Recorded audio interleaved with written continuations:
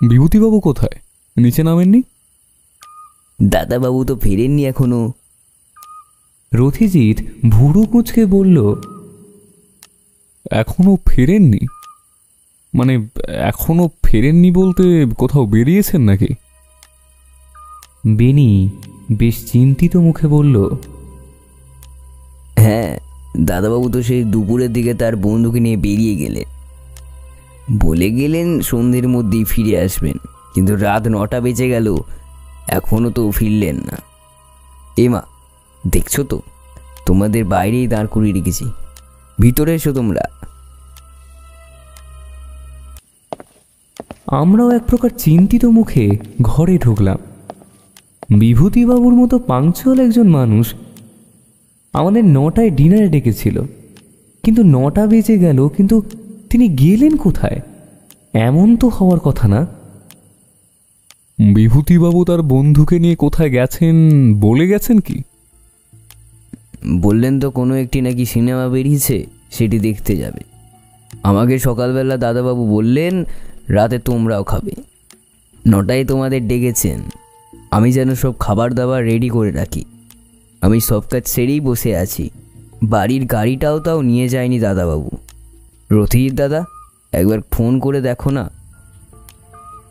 রথিজিৎ বলল, ঠিক আছে, দেখছি। কড়া করে একটা চা বানাও দেখি। আমাদের উপরের ঘরে বসতে বলে বেনি চা বানাতে গেল। রথিজিৎ বেশ কিছুক্ষণ ধরে চেষ্টা করল, কিন্তু বিভূতিবাবুর ফোন রিং হয়ে যাচ্ছে, তিনি ধরছেন না। ঘড়ির কাঁটা দ্রুত এগিয়েই যাচ্ছে। মনের মধ্যে নানান রকম অশুভ চিন্তা গেঁথে বসেছে। দেখতে দেখতে 9:45 বেজে গেল। আন্দাজ মতো আমরা যে সিনেমা হলের কথা ভাবছি, বিভূতিবাবু যদি সেখানে গিয়ে থাকেন তাহলে তার বাড়ি ফিরতে বেশি সময় লাগার কথা না। ঠান্ডা বেশ জাঁকিয়ে পড়েছে। 10টা বাজতে চলল, সিনেমা হল থেকে বেরিয়ে গেলেন কোথায় তিনি? এখনো পর্যন্ত বাড়ি ফিরলেন না। রথিজিৎ আবার বিভূতিবাবুর নম্বরটা ডায়াল করল। এবার অন্য একজন ফোন ধরল, তবে বিভূতিবাবু নয়, সেটা অন্য কেউ। হ্যালো, কি বলছেন? ওপাশ থেকে কথা ভেসে এলো, আপনি কে বলছেন? আমি রথিজিৎ সান্যাল, বিভূতি মিত্রকে চাইছি। এইবার যে উত্তরটা ভেসে আসলো সেটা আমাদের কাছে অপ্রত্যাশিত ছিল। আমি ভানু, অটো চালাই। পার্ক স্ট্রিটের কাছে রাস্তার পাশে ফোনটা কুড়িয়ে পেয়েছি। কিছু কি ঘটেছে নাকি? মানে কোনো অ্যাক্সিডেন্ট বা? তা আমার পক্ষে বলা সম্ভব না। রাস্তার ধারে বাথরুম করার জন্য গিয়েছিলাম, ফোনটা বেজে ওঠায় ফোনটা দেখতে পাই আমি। আচ্ছা শুনুন, ফোনটা আমার এক পরিচিত মানুষের, আর ঘটনাচক্রে তাকে খুঁজে পাওয়া যাচ্ছে না। অটো ড্রাইভার একটু ঘাবড়ানো গলায় বলল, আচ্ছা, মুশকিলে বললাম তো, ফোনটা ধরে তো ঝামেলায় পড়ে গেলাম দেখছি। আপনার ভয় পাওয়ার কোনো কারণ নেই। যার ফোন তাকে খুঁজে পাওয়া যাচ্ছে না, এবার তো পুলিশ আমাকেই টানাটানি করবে। আমি কিন্তু কিছু জানি না বলে দিলাম। রথিজিৎ অটো ড্রাইভারকে আশ্বস্ত করে বলল, দেখুন, আমি শুধু ফোনটা ফেরত চাইছি, আর আপনি নিশ্চিন্তে থাকুন, ভয় পাওয়ার কোনো কারণ নেই। থানা পুলিশ হবে না। শুনুন মশাই, আমাকে বাড়ি ফিরতে হবে। আপনি কতক্ষণের মধ্যে আসতে পারবেন বলুন?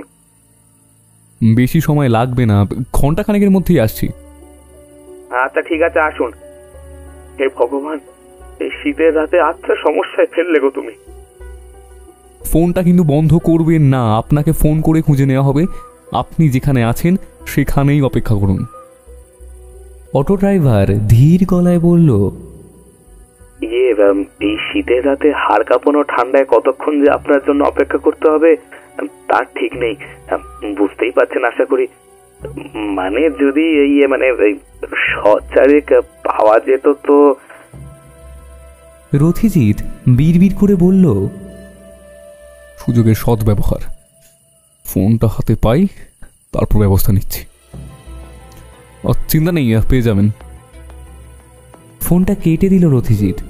তাড়াহুড়ো করে সিঁড়ি দিয়ে নিচে নেমে রাস্তার দিকে ছুটলাম। আমাদের তাড়াহুড়ো করে নামতে দেখে বেনি চায়ের ট্রে হাতে হতভম্ব হয়ে দাঁড়িয়ে রইল। বেনি পিছন দিক থেকে বলল, কোথায় চললে তোমরা? দাদাবাবুর কোনো খোঁজ পেলে? আমাদের হাতে বেনিকে উত্তর দেওয়ার মতো সময় নেই। আমরা কোনো মতে বাগানের রাস্তা পেরিয়ে গেটের সামনে এসে একটি ট্যাক্সি ধরে উঠে পড়ি ট্যাক্সিতে। গোটা রাস্তায় রথিজি তার কোনো কথা বলল না। গাড়িতে দুটো হাত বুকের কাছে ভাঁজ করে রেখে মাথা নিচু করে বসে রইল সে। কনকনে শীতের রাত, 10:30 বাজে। রাস্তাঘাটে কেউ নেই বললেই চলে। রথিজিতের ফোনটা বেজে উঠল। রথিজিৎ বলল, এই বিভূতিবাবুর মোবাইল থেকে ফোন আসছে। ফোনটা ধরে রথিজিৎ বলল,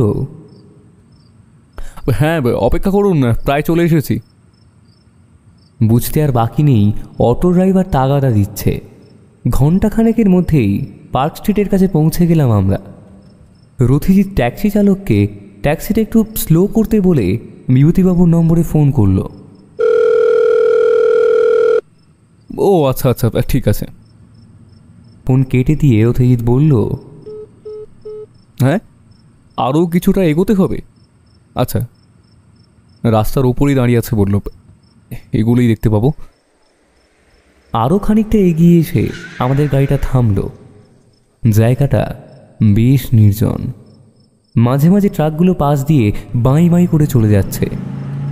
হঠাৎ হেডলাইটের আলোয় চোখে পড়ল রাস্তার পাশে একটা অটো দাঁড়িয়ে রয়েছে। রাস্তায় নেমে সামনে এগিয়ে এসে দেখলাম কেউ নেই সেখানে।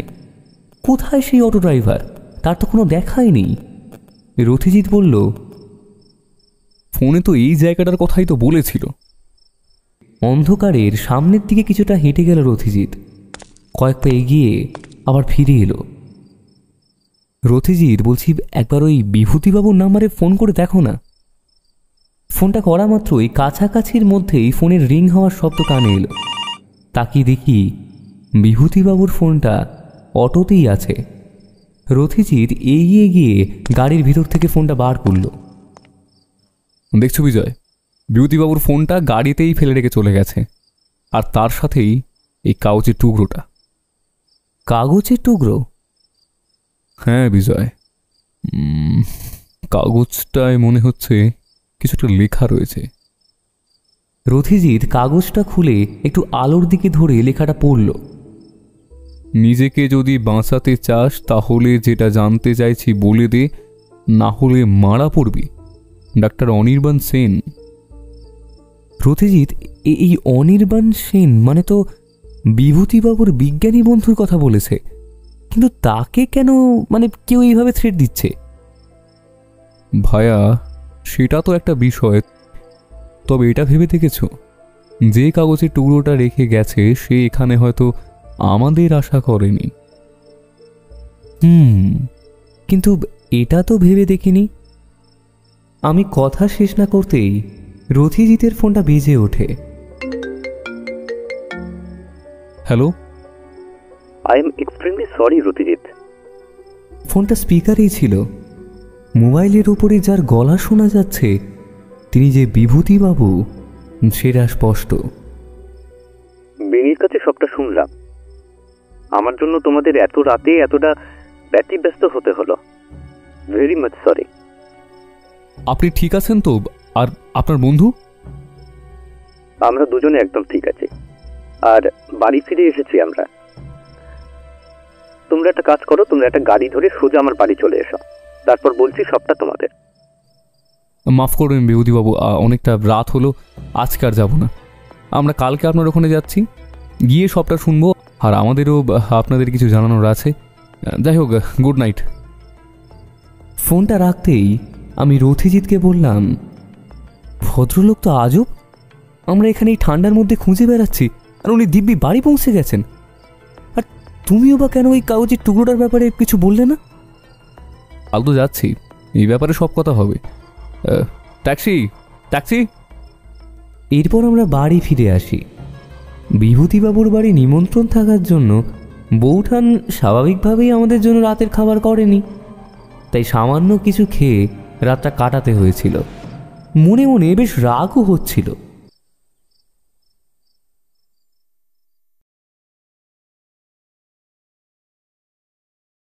পরের দিন ঘুম ভাঙল ডোরবেলের শব্দে। ঘড়ির দিকে তাকিয়ে দেখলাম সকাল 9টা বাজে। এতক্ষণ ধরে ঘুমিয়েছিলাম, এতক্ষণে তো নিশ্চয়ই রতিজিৎ উঠে গিয়েছে। গাড়ির হর্নের শব্দ শুনে বুঝতে পারছি শহর কর্মচঞ্চল হয়ে উঠেছে। রতিজিৎটাই বা কেমন, নিজে উঠে পড়েছে কিন্তু আমাকে একবারও ডেকেও দেয়নি। আগন্তুককে কলিং বেলটা বারবার বাজাতে শুনে বুঝলাম রতিজিৎ নির্ঘাত বাথরুমে ঢুকেছে, আর বৌঠান হয়তো ছাদে জামা কাপড় মেলতে গেছে, আর পুঁটিরাম গেছে বাজারে। আরে সব গেল কোথায়? কাল রাতে জমিয়ে খাওয়ার পর কি পেট খারাপ হলো নাকি? আরে দরজাটা খোলো। আসছি দাঁড়ান। নিধুবাবু এসেছে।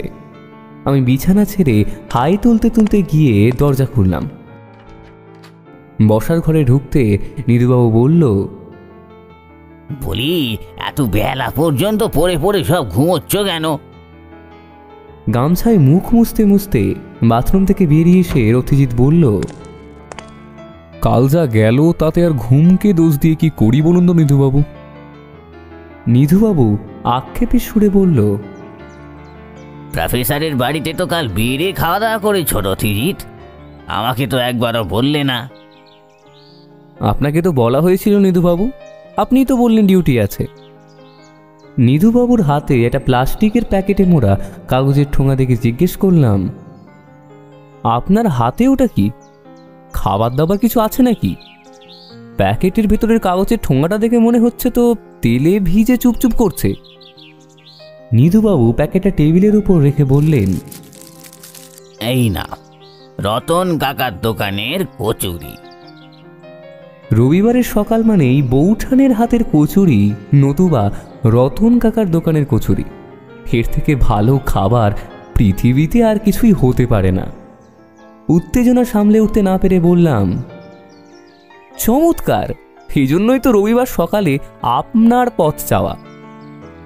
আছো বেড়ে, কাজ নেই কম্ম নেই, দিব্যি উড়ে বেড়াচ্ছ, আর এইদিকে আমি চোর ছ্যাচ্ছরের পেছনে দৌড়ে মরছি।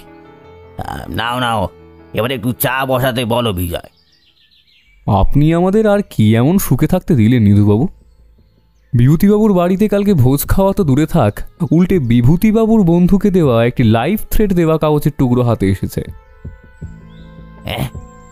Life threat? ঠিকই শুনেছেন, লাইফ থ্রেট। হালকাভাবে নিলে চলবে না, বুঝলেন? ব্যাপারটা খুবই সিরিয়াস।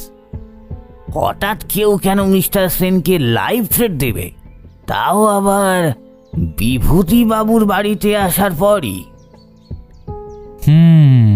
সেটা তো জানার বিষয়। আজকে দেখি বিভূতিবাবুর বাড়িতে যাওয়ার কথা আছে, সেখানেই ব্যাপারটা তুলব। ডক্টর সেনের সাথে আলাপ হয়েছে তো তাহলে? না, সে অনেক কথা। নিধুবাবু ভুরু কুচকে বলল, তার মানে? কচুরি খেতে খেতে সব কথা হবে। বিজয়, তুমি যাও, আগে হাত মুখটা ধুয়ে এসো। আমি বাথরুমে ঢুকে পড়লাম। এরপর পুঁটিরাম চা দিয়ে গেলে কচুরি সহযোগে চা খেতে খেতে নিধুবাবুকে খুলে বললাম সব কথা। সব কথা শুনে নিধুবাবু মন্তব্য করল, খুবই গোলমেলে ব্যাপার। দুপুর 2টো নাগাদ পৌঁছে গেলাম বিভূতিবাবুর বাড়িতে। ভদ্রলোকের বাড়িটা ওনার ঠাকুরদাদার আমলে পুরনো ধাঁচের বিশাল জমি জায়গা নিয়ে তৈরি দোতলা বাড়ি। ওনার ঠাকুরদা এবং বাবা ব্যবসায়ী মানুষ ছিলেন, কিন্তু বিভূতিবাবু সেদিকে ঘেঁষেননি, এমনকি বিয়ে থাও করেননি। সারা জীবন ধরে বিজ্ঞান সাধনা করে চলেছেন। উনি একটি কলেজের প্রফেসর। এই বিশাল বাড়িটাতে মানুষ বলতে শুধু বিভূতিবাবু আর তার 2জন চাকর ও ড্রাইভার। বাড়ির মেন গেটটা একেবারে রাস্তার উপরেই। তারপর বেশ কিছুটা ঢালাই করা পথ। পথের দুধারে সারি বেঁধে দাঁড়িয়ে রয়েছে নানান বাহারি গাছ। তারপরে মখমলের মতো সবুজ ঘাসের লন। লনের ওপাশে মাথা তুলে দাঁড়িয়ে হরেক রকমের বড় বড় গাছ। চারপাশের পরিবেশটা এত অপূর্ব যে বাড়িতে ঢুকলেই মনটা ভালো হয়ে যায়। বিভূতিবাবুর বাড়িতে বসার ঘরের ব্যবস্থা দোতলাতে। দোতলায় আসল আকর্ষণ হচ্ছে বিভূতিবাবুর ল্যাবরেটরি। আমরা বসার ঘরের সোফায় এসে বসলাম। বেশ খিদেও পেয়েছে। দেখলাম শাল গায়ে জড়াতে জড়াতে ল্যাবরেটরির রুম থেকে বেরিয়ে এলেন বিভূতিবাবু। চলো রতিজিৎ, আগে দুপুরের ভোজটা সেরে নেওয়া যাক।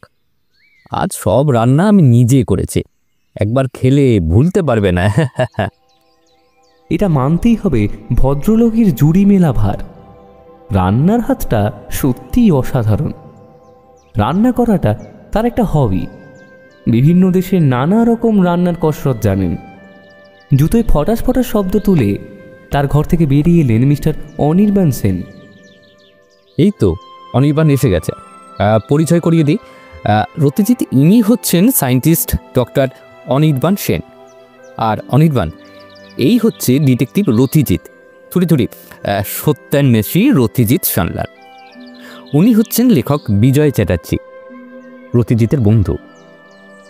মিস্টার সেন আমাদের উদ্দেশ্য করে নমস্কার করলেন।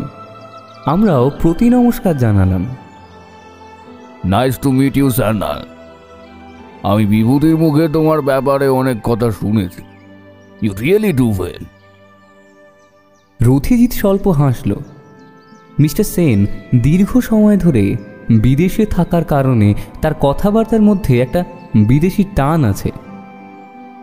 না না, আর দেরি নয়, এবার মধ্যাহ্ন ভোজনটা সেরে নেওয়া যাক। বিভূতিবাবুর বাড়িতে রান্নাঘর ও খাওয়া দাওয়ার ব্যবস্থা নিচে। আমরা নিচে নেমে খাওয়ার টেবিলে বসলাম। খাওয়ার টেবিলে আমাদের সঙ্গে নানা রকম হাসি ঠাট্টায় মেতে উঠল মিস্টার সেনও। আমরা খেয়েও ফেললাম প্রচুর। অনেক দিন পর এই সুস্বাদু খাবারের স্বাদ পেয়ে আমি রথিজিৎ কেউই নিজেদের সামলাতে পারিনি। বোধহয় পাকস্থলীকে কাজ করার ক্ষমতা আজকে দ্বিগুণ বাড়িয়ে দিতে হবে। মিস্টার সেনও অনেক দিন পর বাঙালি খাবার পেয়ে চেটে পুটে খেলেন। দুপুরে ভরপেট খাওয়ার পর বিভূতিবাবুর বাড়িতেই থেকে গেলাম। সাবেকি আমলের একটা বড় দেওয়াল ঘড়িতে ঢং ঢং করে 6টা বাজল। বেনি ঘরে এসে চায়ের ট্রেটা টেবিলের উপর নিঃশব্দে নামিয়ে রেখে তারপর চলে গেল।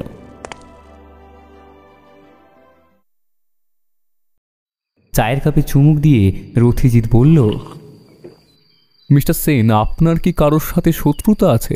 মানে আপনি কি এমন কিছু জানেন যা আর কেউ জানে না? আপনি এমন কথা বলছেন কেন? রথিজিৎ নিজের বুক পকেট থেকে কাগজের টুকরোটা বার করে দিল। মিস্টার সেন ছোটবেলাটা এখানেই কাটিয়েছিলেন হয়তো, আর সেই কারণেই বাংলা শব্দের সাথে অক্ষর পরিচয় আছে। লেখাটা পড়ে তিনি বললেন, হাউ স্ট্রেঞ্জ। লক্ষ্য করলাম মিস্টার সেনের ভুরুটা কেমন যেন কুঁচকে গেল। মুখটা যেন ফ্যাকাশে হয়ে গেল নিমেষে। কাগজটা বিভূতিবাবুর দিকে বাড়িয়ে দিলেন।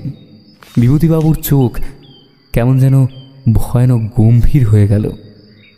কাগজটা ভাঁজ করে টেবিলের উপর রাখলেন তিনি।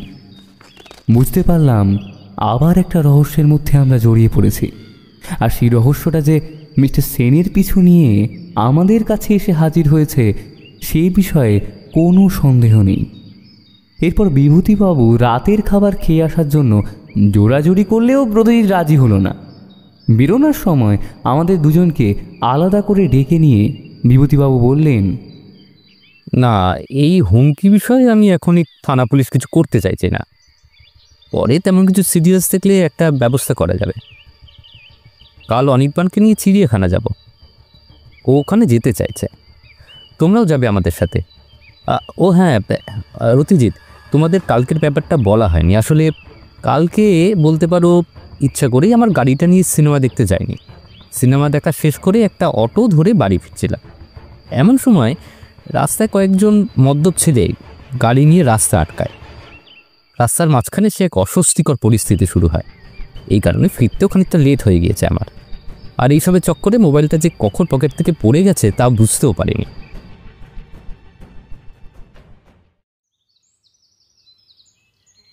পরের দিন বেলা 11টা নাগাদ আমরা চিড়িয়াখানার সামনে পৌঁছে গেলাম।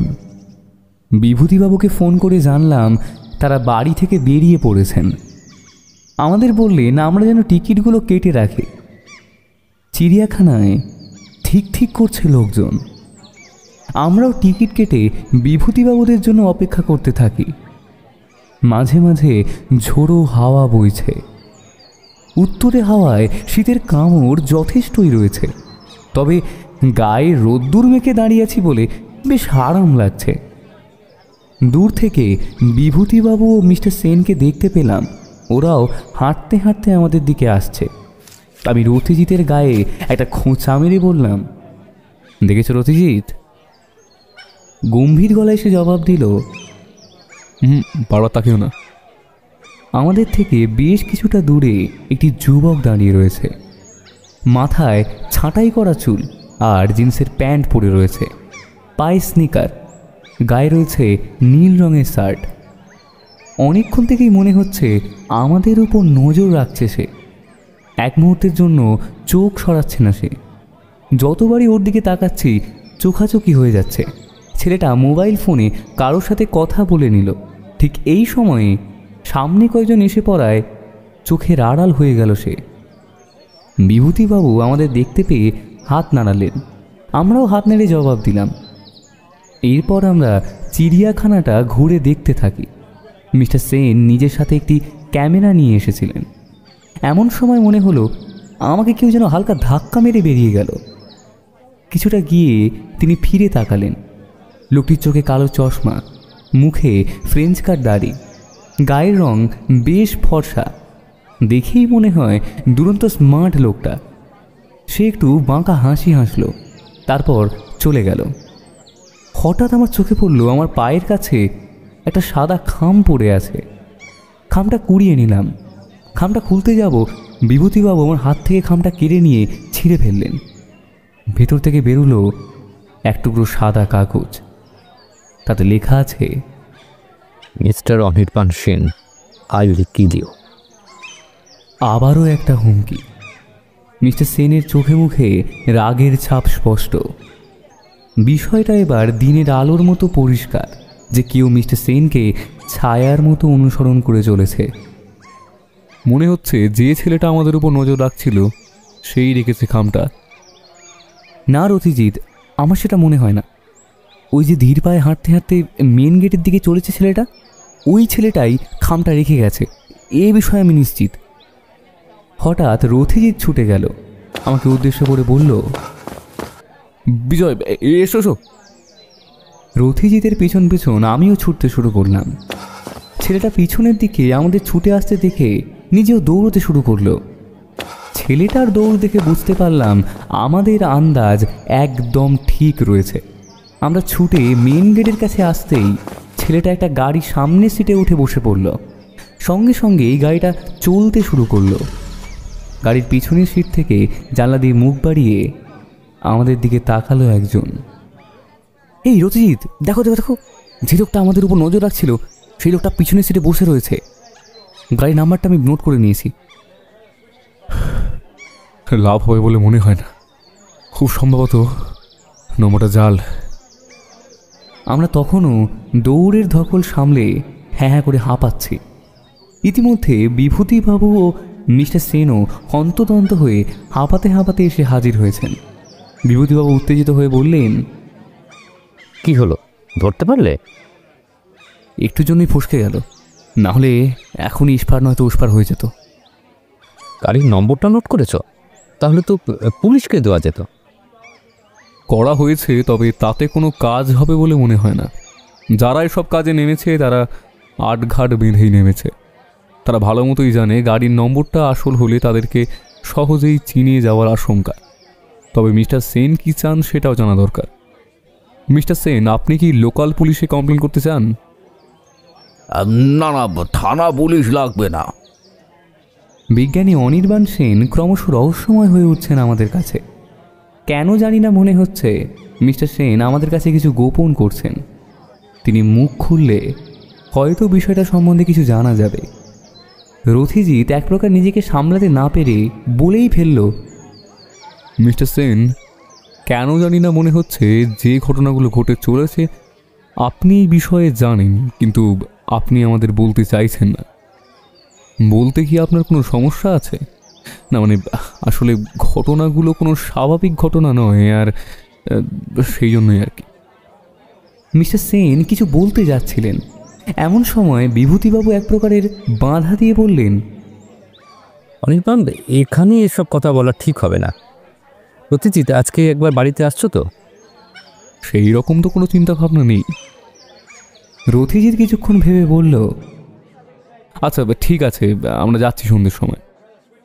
তোমরা আসো, তারপর কথা হচ্ছে। সেটাই ভালো হবে। শীতের বিকেল বড় তাড়াতাড়ি ফুরিয়ে যায়। এখন 6টা বাজে, কিন্তু অন্ধকার এরই মধ্যে বেশ ঘন হয়েছে। কালো অন্ধকার আর আকাশে হলদে চাঁদ হাসছে। ইতিমধ্যেই বিভূতিবাবু আমাদের জন্য গাড়ি পাঠিয়ে দিয়েছেন।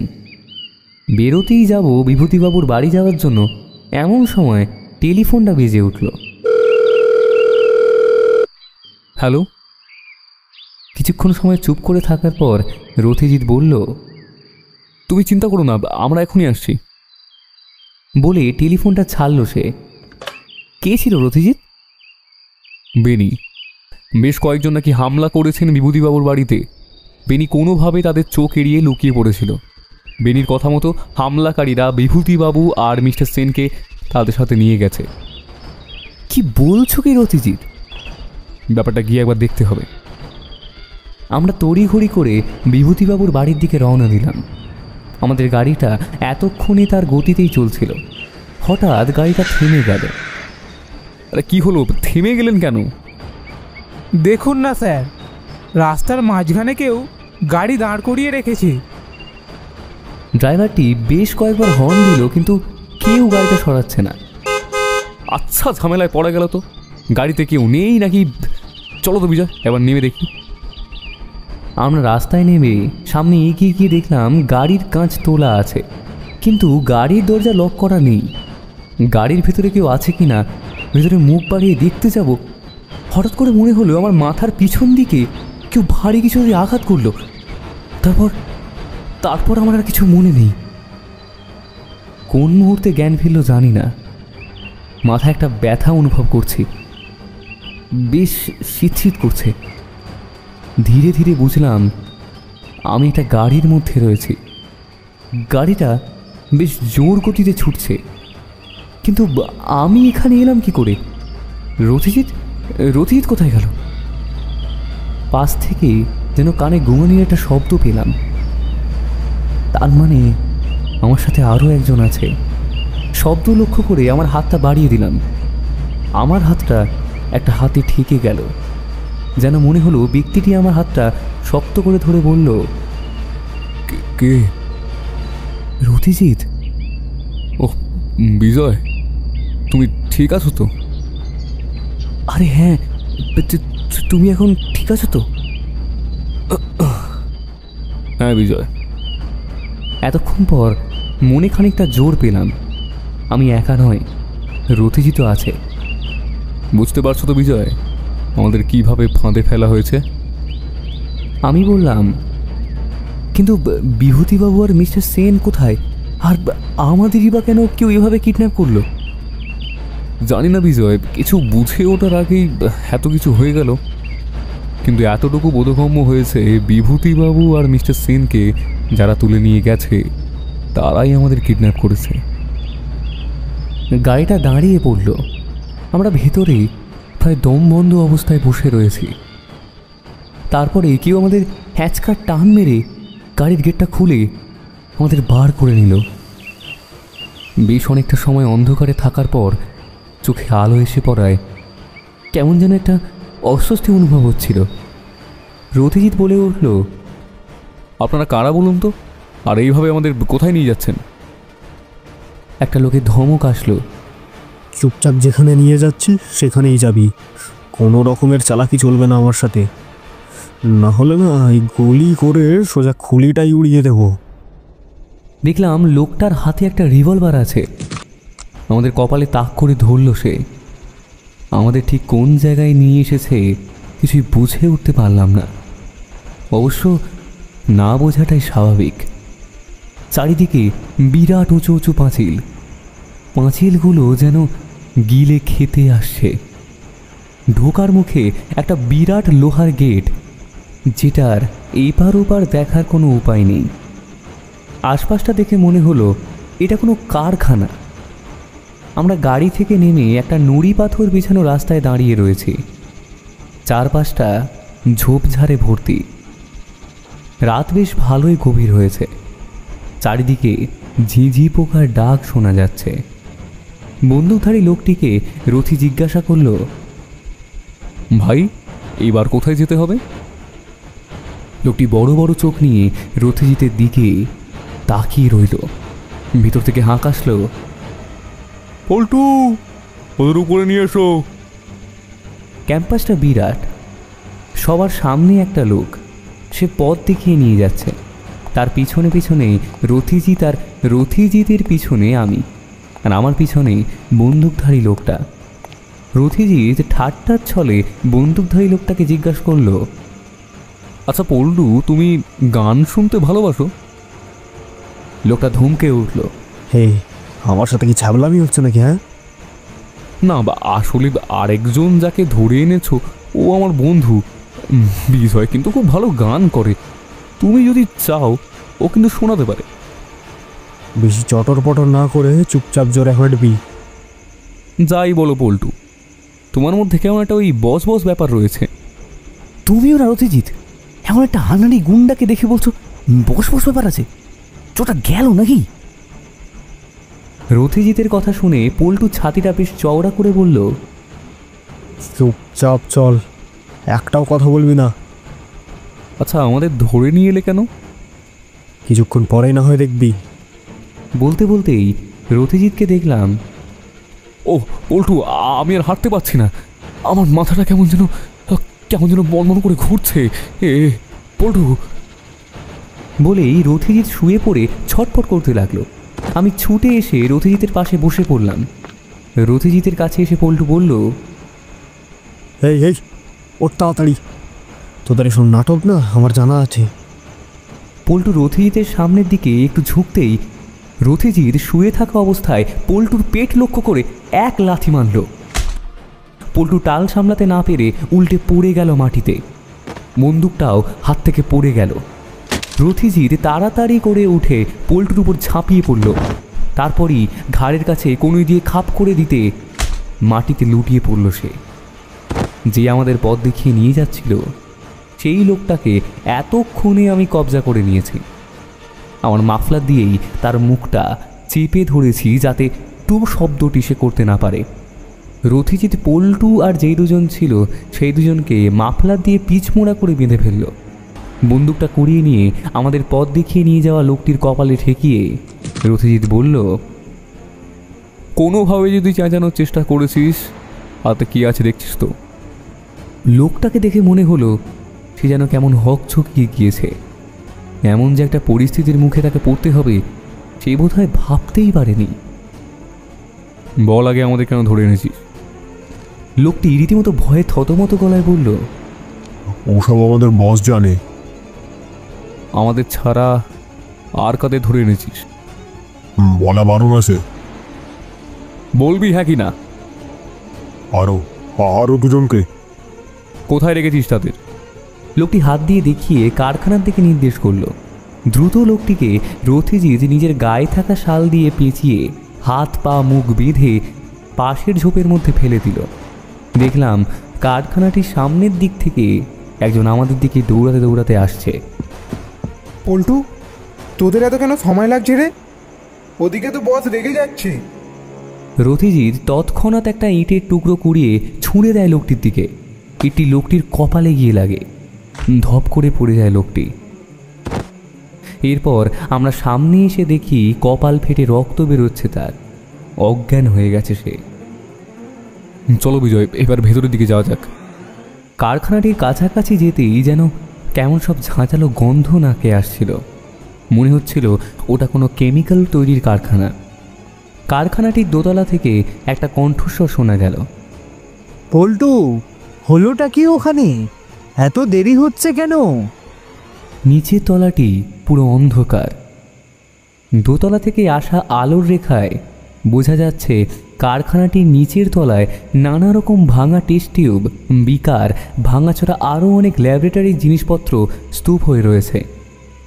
আমি আর রথিজিৎ খুব সাবধানে চুপি চুপি সিঁড়ি বেয়ে উপরে উঠে এলাম। আমরা উঠেই সিঁড়ির এক পাশে দেওয়ালের কাছে লুকিয়ে পড়লাম।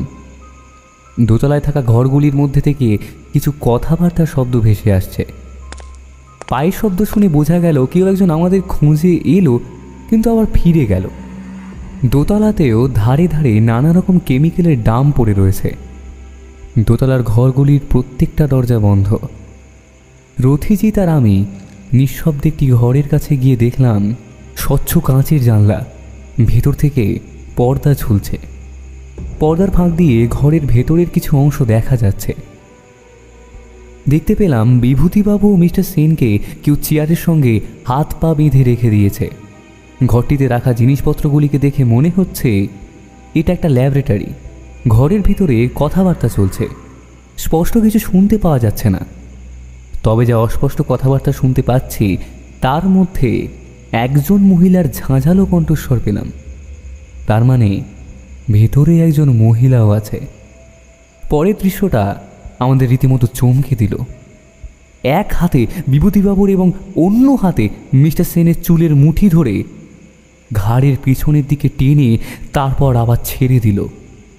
বিভূতিবাবু এবং মিস্টার সেন যন্ত্রণায় মুখটা বিকৃত করে উঠলেন। সবথেকে বেশি যেটা দেখে চমকিত হলাম সেটা হলো যে ব্যক্তিটি বিভূতিবাবু এবং মিস্টার সেনের উপর অত্যাচার করছে ইনি তো একজন মাফিয়া, খুব বড় ধরনের মাফিয়া। খবরের কাগজে অনেকবার এর ছবি বেরিয়েছে। ঠিক চিনতে পেরেছি, নাম মৈনাক সানা। রথিজিৎ হাত দিয়ে জানালার একদিকে কাঁচের পাল্লাটাকে একটু ঠেলল। পাল্লাটা শুধুমাত্র ভেজানো ছিল, একটু ফাঁক হলো। ভাগ্য ভালো ছিল যে কোনো ক্যাচ ক্যাচ শব্দ হয়নি। শব্দ হলে হয়তো ধরা পড়ে যেতাম। পাল্লাটা ফাঁক হয়ে যাওয়ার পর ভিতরকার কথোপকথন এবার স্পষ্ট শোনা যাচ্ছে। আমার আর মিস্টার সেনের উপর জোর জুলুম করে কোনো লাভ হবে না। তুমি যেটা চাইছো সেটা আমরা কোনো মতেই তোমাকে বলবো না। আগে বলো রথিজিৎ আর বিজয় কোথায়? তোমাদের মতো এত মান্যগণ্য ব্যক্তিদেরকে একই সাথে নিয়ে আসা যায়? ওরাও আসছে, খুব শীঘ্রই হাজির করছি তোমাদের সামনে। বিভূতিবাবু কড়া গলায় বললেন, ওদের যদি কোনো রকম ক্ষতি হয়েছে তাহলে তোমাকে কিন্তু। লোকটি হাহা করে হেসে উঠল, চোখ রাঙিয়ে বলে উঠল, এই বিভূতি, বেশি বাড়াবাড়ি করবে না। নিজেকে ভাবোটা কি? একটা গুলিতে তোমাদের খুলিয়ে ফোরফোর করে দিতে পারি। না, তা তুমি পারবে না। আমাদের মধ্যে কাউকে তুমি মারলে তুমি খুব ভালো মতো জানো যেটা তুমি জানতে চাইছো সেটার নাগাল তুমি কখনো পাবে না।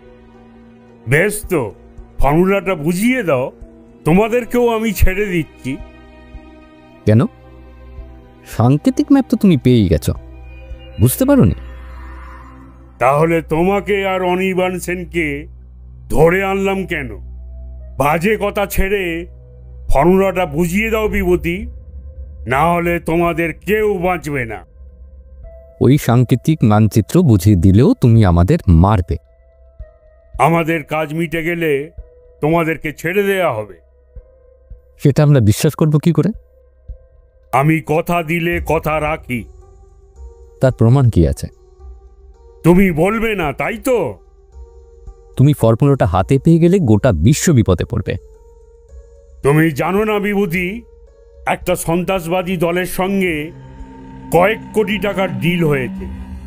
আচ্ছা ঠিক আছে, তুমি তাহলে ফর্মুলাটা বলে দাও, তোমাকে কিছু টাকার ভাগ দেয়া হবে। না, আমার টাকার কোনো প্রয়োজন নেই। আমার কাছেও বেশি সময় নেই। এইবার নজরে পড়ল একজন মহিলা। পরনে তার শার্ট কোট এবং প্যান্ট, চোখে রয়েছে চশমা। অবাক কাণ্ড, বিভূতিবাবুর মাথায় বন্দুক ঠেকিয়ে মহিলাটি বলল, রাজি হয়ে যাও অনির্বাণ, না হলে মিস্টার চৌধুরীকে মেরে ফেলবো। বিশ্বাসঘাতক! তার মানে তুমি এতদিন আমার চোখ এড়িয়ে একজন মাফিয়ার সাথে অবৈধ সম্পর্ক রেখেছো? আমার সন্দেহ একদম ঠিক ছিল। ছি ছি রাজলক্ষ্মী, ছি। মিস্টার সেনের চোখে মুখে ঘৃণা অনুশোচনার ছাপ স্পষ্ট। এতক্ষণে বুঝলাম ওই মহিলা আর কেউ না, অনির্বাণ সেনের স্ত্রী। কিন্তু মৈনাকশা না বিভূতিবাবু, ওই মহিলা এবং মিস্টার সেন সবাই কোন ফর্মুলা বা কিসেরই বা ফর্মুলার কথা বলছে? তার মানে বিভূতিবাবু সবটাই জানতেন। তিনি আমাদের থেকে লুকিয়ে গেছেন ব্যাপারটা। রথিজিৎকেও কিছু জিজ্ঞাসা করার উপায় নেই। কোনো রকম শব্দ হলেই বিপদ। বুকের ভেতরটা যেন ধরাস করে উঠল। সত্যি মেরে ফেলবে না তো বিভূতিবাবুকে? এমন সময় ঘরে ঢুকলো একটা ছেলে। দেখা মাত্রই চিনতে পারলাম, এই ছেলেটিকেই তো চিড়িয়াখানায় দেখেছিলাম। ছেলেটি ঘরে ঢুকে মৈনাকশানাকে বলল, স্যার, লোক দুটোকে খুঁজে পাওয়া যাচ্ছে না। পল্টুকে ঝোপের মধ্যে অজ্ঞান অবস্থায় পাওয়া গেছে, চিন্টুকেও কপাল ফাটা অজ্ঞান অবস্থায় পাওয়া গেছে। কোথা থেকে কি হলো কিছুই বুঝতে পারছি না স্যার। লক্ষ্য করে দেখলাম কথাটা শুনে বিভূতিবাবুর চোখ মুখে খুশির ভাব দেখা গেল। বিভূতিবাবুর কপাল থেকে বন্দুকটা সরিয়ে নিয়ে মহিলাটি চেঁচিয়ে উঠল, বাট ননসেন্স! অপদার্থ সব এক একটা। খোঁজো তাদের, রাইট নাও। ছেলেটি চলে গেল ঘর থেকে। তোমাদের দুটো লোক, ওই সস্তার টিকটিকিটা আর তার চামচেটা, আমাদের লোকেদের ঘায়েল করেছে, তবে বেঁচে ফিরতে পারবে না। ওরা এই ক্যাম্পাস ছেড়ে আমাদের লোকেদের চোখ এড়িয়ে কোথাও যেতে পারবে না।